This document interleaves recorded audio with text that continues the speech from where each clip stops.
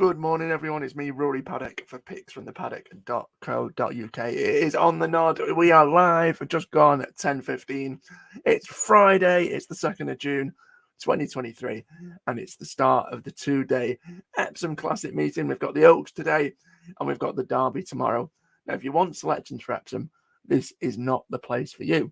What you need to do is go and download our completely free app on Apple and Android, and we'll have our full race previews for every race shown live on ITV today and tomorrow, all from Epsom, from myself and the rest of the team.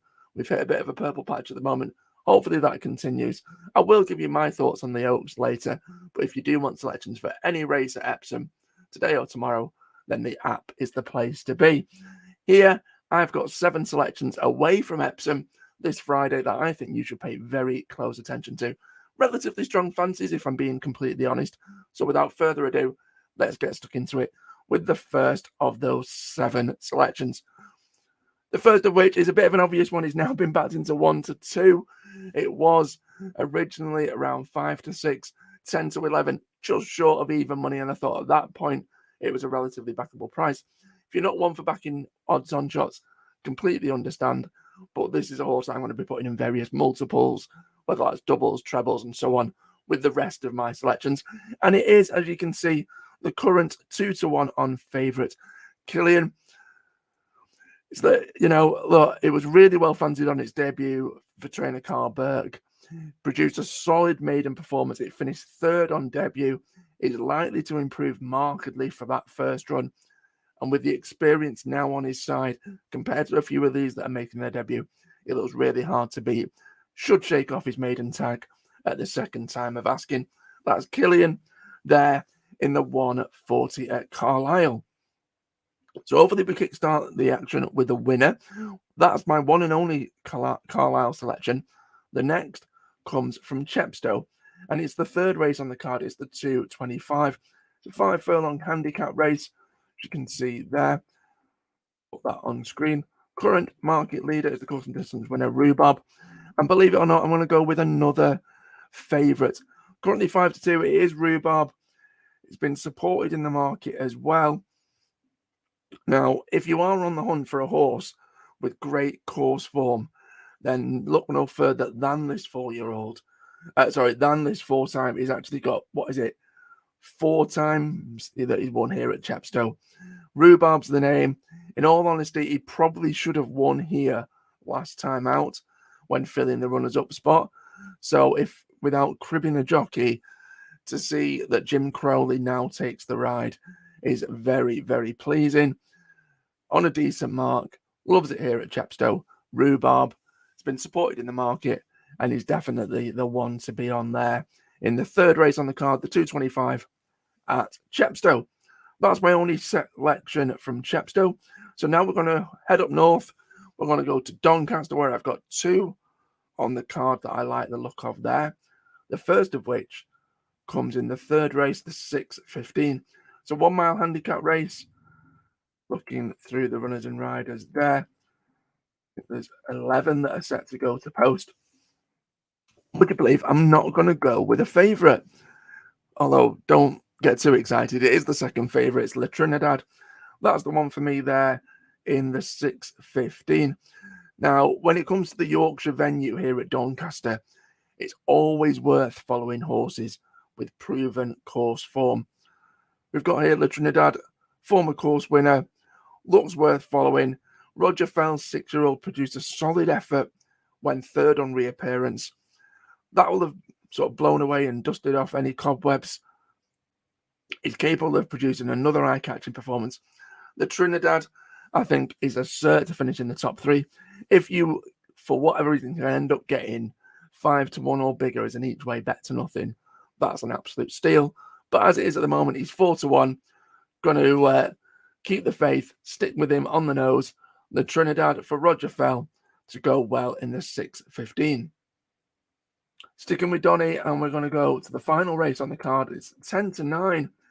So it's a rather late one. But that is the joys of as we're heading towards summertime. It's a 1 mile 4 furlong contest. Look through the runners and riders there. Bookmark's the current favourite for Billy Loughnane and Father Mark Loughnane. We've got Lexington Knight at 3-1 for Richard Hannon, and it's 7-1 bar. Again, a little bit boring, but I'm going to go with a favourite again. It's been backed into favouritism now. Bookmark is the one for me there in the 850. As mentioned in the previous race, when it comes to Donny, you have to take a horse with good course form very, very seriously. And that's why Bookmark does make so much appeal. 2 wins from just 3 course starts. He loves it here at this venue, with an encouraging third on the all-weather last time out. Obviously, Billy Loughnane is the absolute man in form in terms of in the saddle. He's having an amazing season. Still has his £3 claim. That should help. Bookmark to win the lucky last at Donny. Those are my 2 from Doncaster. Where are we going to go now? Well, we're going to go to Catterick. And we are going to go to, let's see if I can find it, the 725. It's the 4th race on the card. It's a 5 furlong Class 4 handicap. Looking through the runners and riders there. Mr. Beaufort's 3-1 favourite, Glory Fighter at 7-2. Le Beau Garçon and Running Wild at 9-2. And it's double figures the remainder. Now, would you believe I'm not going for a horse at single figure odds? I'm going to go with Good Luck Fox. Currently priced at around 14-1.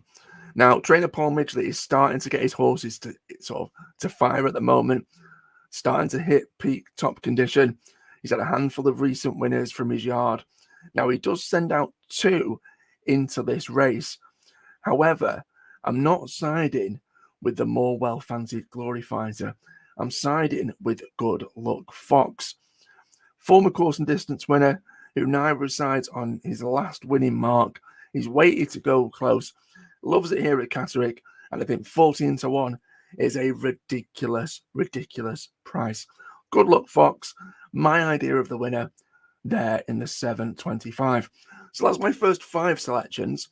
I did say I had 7, and the other 2, we have to cross the water over the Irish Sea to Tramore and Down Royal. So my first selection over in Ireland comes at Tramore, and we're going to go to the 550. Is the second race on the card. It's over jumps. It's a handicap chase over 1 mile 7. Current market leader is Pat's Choice, and in all honesty, is probably the one to beat. I couldn't put anyone off that horse, but at a price, I want to go with the outsider in the field, Down in the Cellar. Now, the horse may have been absent from the racecourse for over 200 days. That's my biggest concern. But if his previous course form is anything to go by, he will take some beating. Now, like I said, of course, the ever-consistent Pat's Choice for top trainer Gordon Elliott deserves plenty of respect. And again, I couldn't put people off backing it. But with 3 wins from 4 chase starts here at Tramore, my selection Down in the Cellar clearly likes it here. And I'd be shocked, despite his lack of fitness and lack of a recent run, and despite the fact it's the rank outsider, I would be shocked if he didn't finish in the first 2 or 3. If you're looking for a bookmaker, I sometimes play the place markets where they offer single place bets, where they'll offer an extra place. In this case, they're offering the horse to finish in the top 3 at a decent price. But you know what? I think he's also worth an each-way punt to finish in the top 2 at a really, really decent price of 12-1. Down in the Cellar, my idea of a good selection in the 550 at Tramore. So my 7th and final selection, we're going to stick with Ireland, and we're going to go to the 8 o'clock at Down Royal. 2 mile, 7.5 furlong handicap hurdle. Very competitive looking affair. However, again, I'm going to go with another short price favourite. This time, Walk the Walk. Currently, 6-5 has been supported in the market. Now, it hardly takes a genius to side with a Gordon Elliott trained runner in a weak-looking handicap hurdle at Down Royal. However, it's simply impossible to look anywhere but the clear market favourite. Second on both of his most recent starts over the larger obstacles, he'll appreciate a return to hurdles and has the class to easily dominate this level of opposition. Walk the Walk should make this a cakewalk and claim the 8 o'clock at Down Royal. Those are my 7 selections. I'll go through them quickly now. Killian, Rhubarb, the Trinidad, Bookmark, all to win their respective races at Carlisle, Chepstow and Doncaster. Good Luck Fox and Down the Cellar at Catterick and Tramore are decent each-way bets, and Walk the Walk should be very easy winner in the 8 o'clock at Down Royal. For what it's worth, when it comes to the Oaks, the big race today, if I was to have a bet, I'd do something a little bit different. I'd take Save the Last Dance, Soul Sister, the clear first and second favourites, and also Eternal Hope. Those 3, put them in combination forecasts and tricasts, and that'd be my idea of the bet for the Oaks. But if you do want full race previews for any races at Epsom today and tomorrow, then you know what you need to do. You need to head on over to our completely free app, get that downloaded. But as always, thanks for watching. Fingers crossed, touch wood, and good luck if you follow.